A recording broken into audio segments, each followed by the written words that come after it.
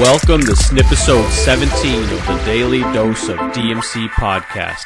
Today is Tuesday, January 24th, 2023, and I'm your host, HK. And another good morning to all you beautiful people. It is Tuesday, and first off, I may sound a little bit nasally. I am, so I'm just drinking my tea. I feel great though. Life is beautiful. Let's get at it. Yesterday we talked about a little bit in length about procrastination. There's a few things aside from that lengthy intro that I wanted to get off my chest about procrastination specifically. That's why we really pulled out the time. I think a total is around 18 minutes or so. However, I really think that if people can approach procrastination, if we can all approach procrastination from that different viewpoint, really comprehend it and understand it, then from a mental standpoint, we're all going to be a lot more efficient, a lot more effective in actually getting things done. And I don't mean that in that business sense that you may hear your boss or somebody say all the time, let's get things done. That's not what I'm talking about here. Again, do I say everything I want to say from a knowledge perspective in regards to procrastination? That's something that I just had a discussion with someone last night. But and the answer to that is no, because to me, that's what the daily dose is. The daily dose of dedication, motivation, and commitment is it's about spurring thought. It's sharing knowledge, my experience, and having that conversation with all of you and myself included to hone in and focus on those aspects of life to make our minds more sharp and keen, and to think about things we perhaps need to uncondition ourselves from, or things that we need to recondition, or things that we don't think about on a daily basis, but things you might know. Yeah, and that's what this is. To me, it's about growth and learning. All these things, I just pull them out of my notepad, and I chew through these things over and over again, because that's what it is. It's about transforming our minds towards positivity. I've said that a couple times now. Yeah, it's looking at life from maybe even that lens that we've lost in our childhood, that innocent aspect that children have to having a positive life, and training our minds to be more fierce so that we can ultimately succeed both personally and professionally. That's what the daily dose is all about. So today I want to talk to you guys a little bit about cognitive restructuring, and that's basically a technique that's used in cognitive behavioral therapy, which is just another method to tackle negative thoughts and kind of shift gears towards positivity. Hence the title, Stop the Negative Thoughts, for Snipisode 17. But before we really go into cognitive restructuring as a technique, I just want to reiterate a couple things. Again, there's so many ways to stop those negative thoughts in your head, or that cinema in your head, through, for example, mindfulness and focusing on the present moment. If you haven't already, then listen into Snipisode 9, where we discuss mindfulness. This is going to help you become more aware of your thoughts, your emotions, recognize when those negative thoughts start coming to your mind. There's lots of things you can do, from meditation and deep breathing and yoga, that's going to help reduce that stress. It's going to calm the mind, similar to what we discussed yesterday. This all ties in. Procrastination, if you guys remember, I discussed Mel Robbins, and that procrastination ultimately is stress, yeah, and we got to break that habit of procrastinating through that. Another ways to reframe your negative thoughts that are happening in your head. And we've talked about various methods, from positive reframing in Snipisode 4 to reframing negative thoughts in Snipisode 13 to dealing with frustrations in Snipisode 14. As you can see, they all tie into each other. They overlap on various instances. I've said this a couple times as well in previous Snipisodes. It's just we want to look at the box from different angles and really educate, recondition, or understand and comprehend how we can transform from negativity to positivity. So another way is you can also question the validity of your thoughts and just kind of find evidence to disprove them. And this is done ultimately through a technique called cognitive restructuring.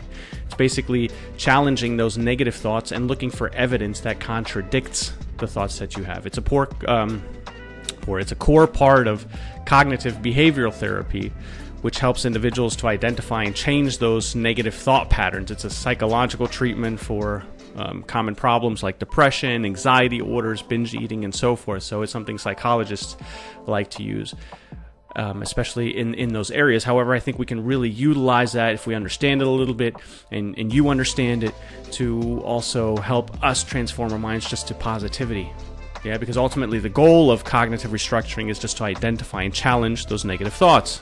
And all we want to do is, You want to replace them with more balanced and positive thoughts. That's it. So what is cognitive restructuring? There's basically kind of 5 points. And if you do some search around this, you'll find various a little bit of input around this. However, one is identify the negative thought. That's the first step in cognitive restructuring, is simply to identify the negative thought. This is done through, for example, keeping a thought diary, some kind of journal where you write down those negative thoughts as they occur, and you have to be as specific as possible when you're trying to identify that negative thought. Second is analyzing the thought. So once you've identified that negative thought, you have to analyze it for its accuracy, for the rationality of it. You got to ask yourself if the thought is really based on facts, or is it based on assumptions? Are there any alternative explanations or perspectives about it? You just got to look at it and analyze it. Number 3 is challenge the thought. So once you've analyzed the thought, you've challenged its accuracy and rationality, you've got to ask yourself, is there any evidence that contradicts the thought? Are there any past experiences or examples that really disprove the thought that you're having? That's challenging it.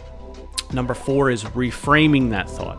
So once you've kind of challenged the thought and you've reframed it in a more balanced and positive way, that means you're finding evidence that contradicts the negative thought and using that evidence to form that more positive thought.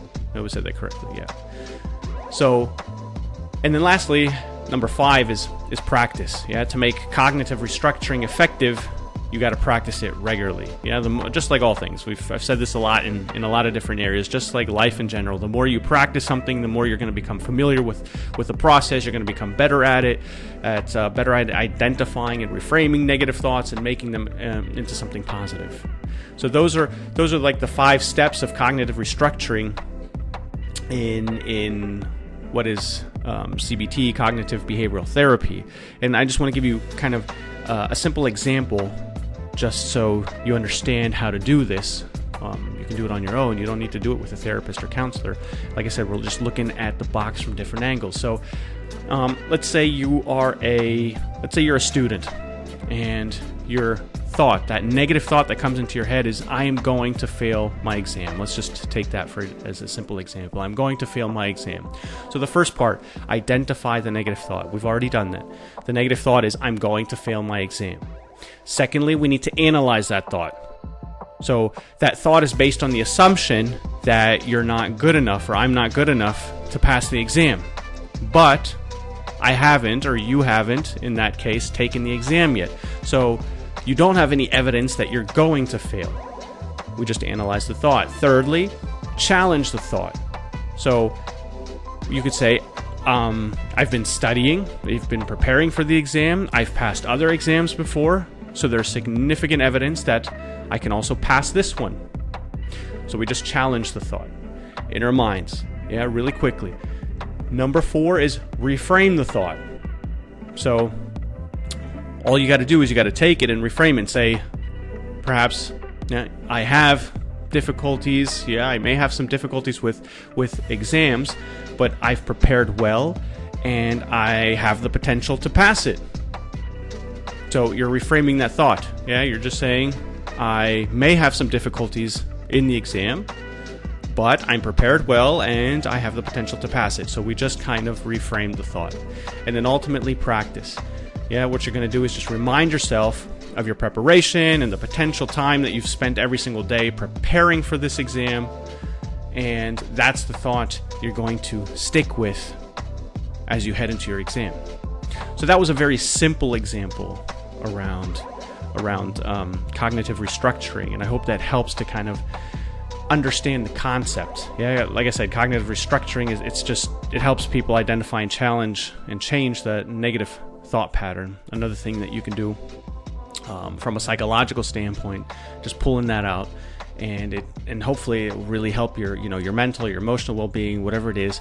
It sounds a little odd when you do these kind of exercises, to sit down somewhere and to really write out a thought and go through this pattern. But I really encourage you to do this kind of stuff. Just sit down, take a couple minutes. Some things work better for others, but a lot of these things I've chewed through, I've done through it myself, And that's the reason why I want to share these things with you guys. Yeah, it's a process. Everything takes time. It's practice. But again, this is not medical advice. This is just spurring thoughts on aspects of life. In those situations where we face negativity, or there's a lot of people out there, especially today, that believe in a lot of negative things, because that's the way we look at it as humans.